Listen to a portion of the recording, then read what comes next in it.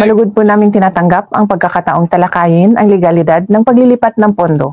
Umaasa kami na ang dulong ng Korte Suprema ay magiging daan upang tuluyang matapos ang usapin na ito.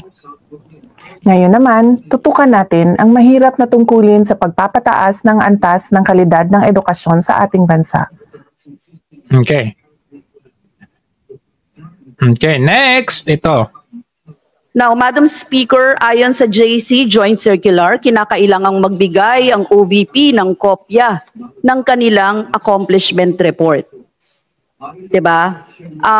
Sa Pangulo ng Senado, sa Speaker of the House, bilang suporta ng kanilang liquidation report. Wow! Narinig ninyo yun? Anong sabi niya? Liquidation. The nerve. You got the nerve and the face na i-mention yung liquidation. Hanggang ngayon, inaantay namin yung liquidation ninyo. Ito, binanggit nyo yung liquidation, ganito, ganyan. Pero yung MOOE ninyo, yung sinabi ni PRRD na liquidation by audit, hindi by certification, hanggang ngayon wala. Tapos kayo, ikaw Arlene Brosas na nasa panig ng mga makakaliwang grupo na sinusuportahan ng mga ibang vloggers ngayon na dating kasamahan natin sa prinsipyo. Ayan. Ngayon yung mga ibang yung mga mainstream media, well, yung mainstream media hindi na kataka-taka kasi noon pa naman yan eh. Yung mga vloggers na dating parehas tayo ng prinsipyo, pinagtatanggol nila sila Risa Hontiveros, itong mga makakaliwang grupo, samantalang dati PRRD, Duterte. So ngayon, anyari? Anyway, meron tayong separate vlog about that. Dito muna tayo. Tuloy natin. Tungkol sa gastusin ito. Madam Speaker, nabigyan ba ang tatlong ito ng accomplishment report? Yes, Madam Speaker. Ito, nakakatawa nga itong mga itong Congress na to. Kunwari, etong isa, interpellator or ano ba yung tawag doon? No, interpellator. Hindi. Ano ba yung tawag doon? Interrogator o interpellator. Tapos ito, yung tagasagot. Kunwari, siya yung question, siya yung tagatanong, siya yung parang suspect. Ito daw. Pero magkakasama naman pala yung mga yan. Kunwari lang, kine-question yung isa, pero hindi ko alam mo anong tawag dyan. Di ba?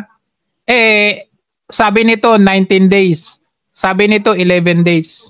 So, ibig sabihin, show lang yan. Show lang nila yan na kunwari, merong nangyayaring tanungan, ganitong parang hearing. Ewan ko kung anong tawag nila dyan. Pero, ang gusto lang talaga nilang palabasin, yung 125 million confidential funds ni VP Sara Duterte in 11 days daw. Okay. Ang tanong, ano nangyari? Saan na yan? Ano nangyari dyan? Kinasuhan nyo ba? May pagdinig ba sa korte? Sabi ni VP Sara, let the court hear it in the proper court. Ano nangyari? Anong ginawa ninyo? Alam nyo ba, nung panahon yan, medyo bumaba ng konti sa survey si VP Sara because of this? Kasi ginawa nyo itong platform para sirain ang kredibilidad ng tao. O ang tanong, saan yung legalidad niyan? Dumaan ba? 'Di ba? You got the nerve na banggitin yung liquidation. Okay? Pero kayo mismo, eto. Tingnan natin yung sinabi ni baka isusunod nyo pa nga ito eh. Panoorin natin ito.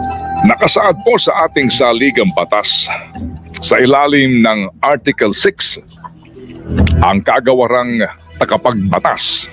Section 16, number 4, ang mga sumusunod. Ang bawat kapulungan ay dapat mag-ingat ng isang journal ng mga gawain nito at sa panapanahon ay maglathala niyon maliban sa mga bahagi na sa pasya nito ay maaaring may kinalaman sa pambansang kapanatagan. At ang mga oo at mga hindi sa anumang suliranin ay dapat itala sa journal sa kahilingan ng 1/5 ng mga kagawad na dumalo. Ang bawat kapulungan ay dapat ding mag-ingat ng isang record ng mga gawain nito. Yan po yung Filipino version ng ating provision ng ating saligang batas. Sa simpleng salita, iminamandato ng ating pong konstitusyon na maliban lamang sa usapin na may kinalaman sa pambansang seguridad, ang lahat ng mga pinag-uusapan sa bawat kapulungan ng Kongreso ay may kaukulang record, transcript, kumbaga minutes of the meeting. At ang mga record na ito ay dapat ding inilalathala para sa kaalaman ng publiko. Ang diwa po sa provision na ito ay ang transparency Yon. o pagiging bukas sa publiko ng Kongreso sa mga deliberasyon at desisyon ng mga miyembro nito. Pero ano itong nangyayari nga at hindi na po nasusunod ang probisyong ito ng ating saligang batas? Wala. Partikular sa ginagawang pagpupulong ng tinaguriang Bicameral Conference Committee sa ating pambansang budget. Bicam ha? Binubuo po ito ng mga piling-piling miyembro ng Kamara de Representante at Senado. Ang leader ng delegasyon ng Senado ay pinamumunuan ng kanilang Committee on Finance Chairman. No po? Okay. Habang sa mababang kapulungan po naman ay ang chairman nga ng Committee on Appropriations. Sa aming pong panayam kay dating Senador Pamphilo Ping Lacson na nakailang ulit nang naging parte ng delegasyon ng Senado sa Bicameral Conference Committee, pinakamasikreto nga raw ang Bicameral Conference sa budget. Agoy. Unang-una, Kaya pala may nakakalusot. yung bicameral conference ng budget, nag-iisang panukalang batas ito na ang BICAM hindi open sa publiko. Napaka-exclusive. Talaga sinasaran yung pinto, pinapalabas yung mga unauthorized, quote-unquote, unauthorized persons. Wow, bakit kaya? Pinaka-secretive na bicameral conference ang budget, ang panukalang batas para sa budget. Kasi yung ibang mga bicameral conferences na mga simple o yung ordinaryong panukalang batas, pinapayagan namin yung mga yung media na mag-cover. Pero nagtataka nga ako bakit pagdating sa budget hindi pwedeng mayroong iba nakakarinig. Bakit nga ba pag budget, pag pera, hindi pwede? Walang minute yan, Dad. Alam mo naman din yan. Nanggaling ka na rin naman dyan. Ayun, wala raw minutes. Grabe. Walang transcript. At kumpara nga po sa mga pangkaraniwang batas na dumadaan sa Bicameral Conference Committee, bukas ang pagdinig sa Remedy. publiko. Kung kailan naman pera ng bayan ang pinag-uusapan, ito ay sikreto. Sarado. Habang si Senator Coco Pimentel, na tumatayo ngayong leader ng minorya sa Senado, Ano? ay nagdidiin na hindi dapat nagmimistulang Third House of Congress ang BICAM Committee sa budget na makapagsasaksak ng dagdag na gastusin na hindi naman orihinal na napag-usapan sa hiwalay na deliberasyon ng Kongreso. Pagdating ngayon sa BICAM, ang purpose kasi ng BICAM, i-harmonize yung different versions. Diba? Kasi kung wala naman diferensyang version, ang mga version ng panukalang batas, di wala ng BICAM. Ibig sabihin, pag magtawag ng BICAM, iba ang version ng Senate, iba ang version ng House. So pagdating ngayon sa budget, magkaiba. Ano yan, expect na natin yun kasi nga sa laki ng budget, ang daming items of expenditure dyan. Dapat ang BICAM, hindi siya pwedeng maging third house ng Congress in the sense na sa BICAM lang na imbento ang isang expense item. Okay, explain ko muna Yan, explain ko muna yung BICAM na yan. Ano ba yung BICAM na yan? So, ibig sabihin bicameral. Okay, ganon. So, ibig sabihin, bukod sa napag-usapan sa Senate at napag-usapan sa House, merong BICAM. Parang yung sabi nga ni Coco Pimentel, dapat hindi siya magsisilbing parang pangatlong House. Kasi, napag-usapan sa Senate, napag-usapan sa House, tapos pag-uusapan pa sa BICAM. Ngayon, ang problema kasi sa BICAM, ito, yung mga dadalo sa BICAM, merong dadalo from Senate, merong dadalo from House na mga members. Ang problema, pili kung sino ang nandun sa BICAM. Kaya merong mga nakakalusot sa paglalagay ng insertion ng pondo. Kaya medyo delikado nga naman itong ginagawa nilang BICAM budget na ito, no? Tuloy natin. Kasi kung sa BICAM lang maimbento yan, ibig sabihin sa oras na pending sa House yung budget, pending sa Senate yung budget, wala sa consciousness namin, no, ng mga mambabatas yung programa na yun kasi hindi linabas yung barahan na yun eh. Oh. So hindi pinag-usapan ngayon yun. Dati na pong kalakaran yan sa Kongreso. Kaya nga tinatanong, Senator Amy, hindi mo alam yung 26 billion na na-insert ng ano? So hindi natin alam kung, ang tanong natin, kung present ba si Senator Amy doon sa BICAM na yun? Yun ang tanong. Kung sino-sino yung mga attendants, yung mga attendees nung time na yon.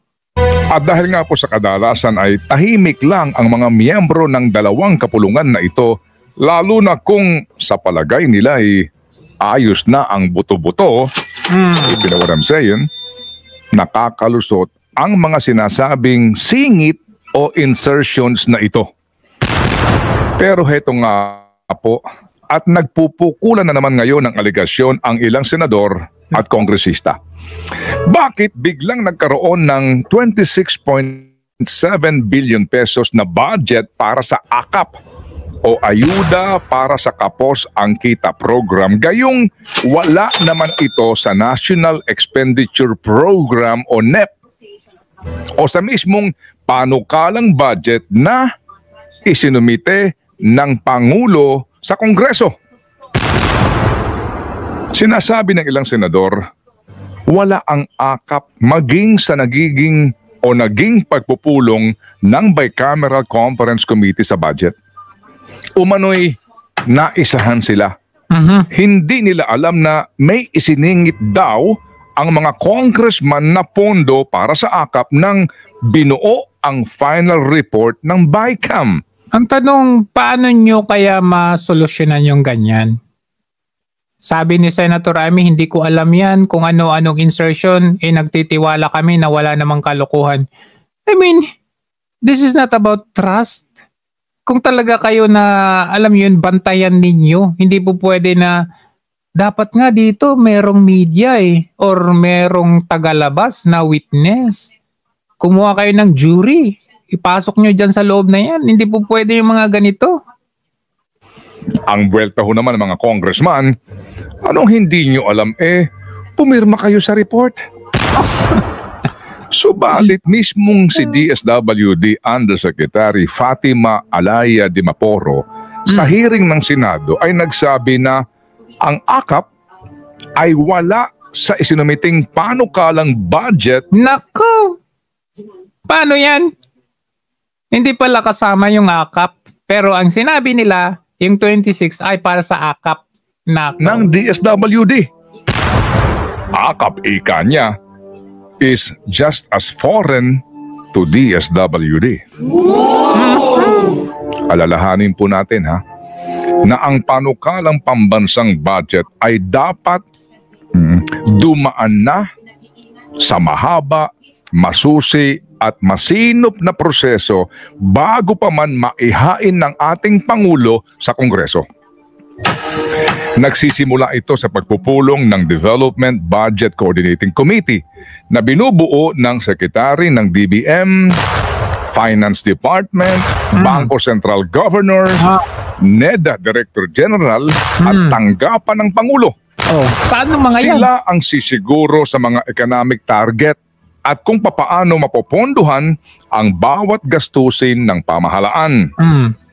Bago mabuo ang National Expenditure Program o NEP at ang General Appropriations Bill, may tinatawag pa ang DBM na budget call sa lahat ng government agencies at pinagsusumite ang mga ito ng mga detalyadong plano para sa lahat ng mga proyekto at programa na poponduhan ng gobyerno. Ang tanong, nangyari ba yan? Eh bakit nga may sumulpot na akap na ang pera ay 26.7 billion pesos? Nako, 125 million daw kay VP Sara. Ito, 26 billion. Ito po'y nalantad sa pagpapatuloy ng investigasyon ng Senado sa People's Initiative kung sa Paano pala kaya kung hindi nangyari yung PI investigation na yan? Kaya ngayon, pinapatigil ng House yung PI investigation na yan at pinalitan ng issue ngayon ng kibuloy. saan lumalabas na ginagamit umano ang mga programa at pera ng gobyerno bilang panghikayat sa paglagda sa isinusulong na People's Initiative ng grupong pirma. Kung hindi pa nangyari ang investigasyon na ito sa People's Initiative, walang kaalam-alam ang mga Pilipino Mismo! na nakapagsingit ng 26.7 billion pesos sa pambansang budget para sa DSWD na umaamin na walang kaukulang plano sa pagpapatupad ng akap na ito. Meron! Di ba yan yung pinagbibigay nila kapalit ng pirma? Ano ka ba? Sa pangyayaring ito, dapat nang magising ang bayan. Nako, delikado ka dyan. Delikado ka dyan. Ted Filon, nako. Mag-ingat-ingat ka sa ginagamit mong termino dyan. At makiisa sa panawagan na panahon na para tuldukan, ihinto, Nako. para nga tapusin na ang maling kalakaran na ito sa Kongreso. Huwag nating kalimutan na ang mga singit sa budget o insertions kung tawagin na ang halagay bilyon-bilyong piso ang pinagmulan ng Pork Barrel Fund Scam. Oh, ayan na. Ayan na, 2013. Di ba? Ganyan-ganyan ang nangyari doon sa scam, PDAP scam noong 2013. Ganon din ang ginagawa nila ngayon. Umiba lang ang itsura at ang pangalan o termino. Katunayan, hindi lang po 26.7 billion pesos ang naging insertion Oh my God! sa 2024 national budget.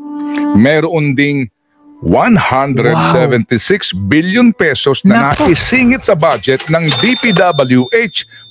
Grabe. 175 billion. 175.6 billion pesos. Grabe, mga kapatid, mga kababayan, grabe. Alam niyo ba yung sinisingil dati natin kay Marcos? Maalala niyo yung sinisingil natin dati kay Marcos? Ilang billion ba yan? Yung estate tax niya? Noong panahon ng kampanya? Bakit nawala yung mga yun? I think kumabot ng 280 billion pesos. Ay, malaking tulong yun. 280 billion pesos yung estate tax nila. Tapos, yung siningit, ito siningit lang. Siningit lang. The term is siningit lang. Insertion. 100 tumataginting na 175.6 billion pesos. Kayo na mga nagtatanong, yung 51 billion ni Pulong, 'di ba 'yun? Nasama na 'yun sa budget deliberation. Okay? May mga projects doon na indicated na. Ito, inserted. Ginawa sa BICAM na hindi natin alam kung sino-sino ang nasa BICAM na 'yan.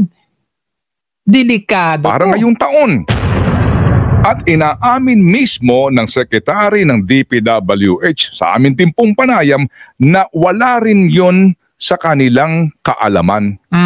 Na ang 176 billion pesos na isiningit na budget. Wala kang kaalam-alam? Ano ba yan? 1, wala ka talagang alam. 2, kunwaring wala kang alam. 3, kasabot ka. 4, all of the above. Para sa DPWH ay walang program of work. Walang program of work. So para saan yung 175 billion? Sa pangyayaring yun, may reaksyon si former Senator Ping Lacson. Grabe talaga to.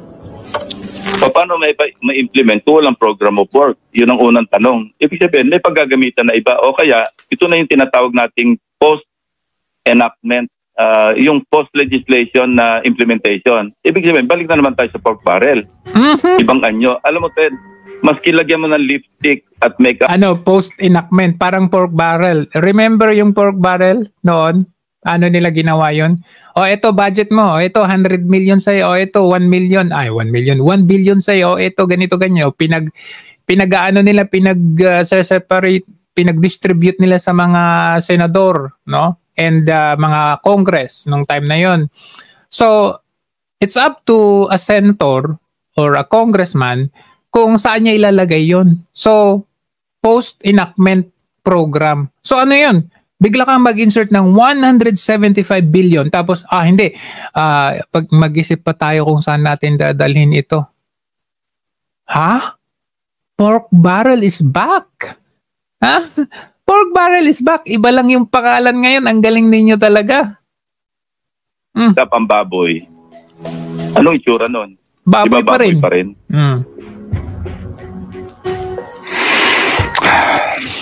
Mahihinto lamang po ang kalakaran na ito kung hindi natin ito hahayaan. O ayan. Mag-ingat ka, Ted. Mag-ingat ka, baka ikaw ay isusunod. Mahihinto po lamang ang kalakaran na ito kung hindi ka papayag. Of course, hindi ako papayag. Huwag na kayong manahimik. Hindi kami mananahimik. Huwag na kayong pumayag. Hindi kami payag. Huwag na tayong pumayag. We must demand transparency in the budget process. Magmula sa budget preparation, budget authorization, budget execution, hanggang sa accountability. Pagpapanagot sa mga umaabuso, nagsasamantala, nagwawaldas, at nagnanakaw sa... Actually, yung ginawa nilang 175 billion insertion saka 26 billion insertion na yan, absent itong 4 phases na to eh. Walang budget preparation. Hindi nila alam or walang budget program dito, di ba?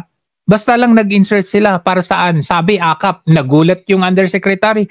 Wala kaming ganyan. Nagulat din yung DPWH. Wala, hindi ko alam yan. So, budget authorization, absent din to. Sino nag-authorize? Di sila. Kasi private yan eh. Private meeting nila by cam. Budget execution, wala pa. Kasi wala nga silang program eh. Diba? Accountability as in wala din kasi patago nilang ginawa. Pera ng bayan. So lahat ng phases na ito, budgeting process na ito, absent lahat yan, hindi nila ginawa. Huwag tayong Mahusay. pumayag sa mga pasikretong pagdinig na ginagawa ng Kongreso. Makialam. Pag-usapan ninyong Makialam February 25, makialam tayo. magkakapamilya, magkakaibigan, magkakasama sa opisina. Maghayag ng pagkondena at pagtutol sa baluktot na gawing ito ng ilang miyembro ng Kongreso sa pamamagitan ng text, online post, email, maging sulat, alinmampong pamamaraan pa Isama mo na rin yan yung rally sa February 25. para maiparamdam natin sa mga nagpapanggap na umano'y lingkod bayan na tama na. Sobra na. Huwag niyong subukan ang pasensya ng bayan. Yun. May hangganan din ito.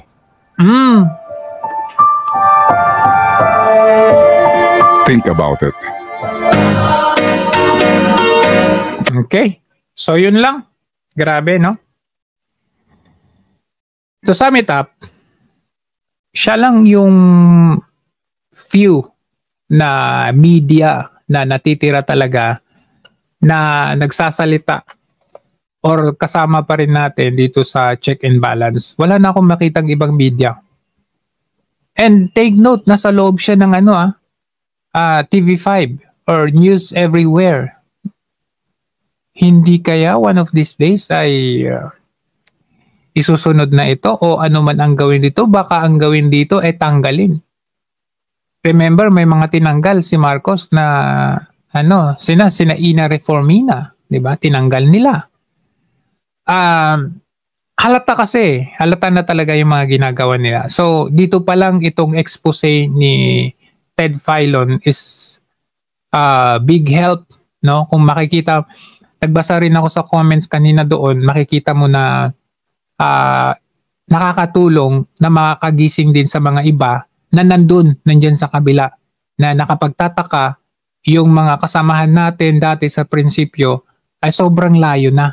And then they are trying to justify kung bakit daw sila nandyan. Meron pa silang isa-cite na isang example lang. Isang example lang na ito, hindi mo ba nakikita yung ginawa ni ganito? Isang example lang. So para sa kanila, yun na yun. To the point na kaya nilang talikuran yung standard na iniwang bakas ni Duterte sa atin, to the point na kaya pa nilang murahin, kaya nilang pagsabihan ng masasama si Duterte, si VP Sara. So nakapagtataka. Tayo na lang ang natitira. Sa bagay, mas marami naman talaga tayo, kahit i-compare natin, kung tutuusin, mas marami pa rin tayo kaysa sa kanila.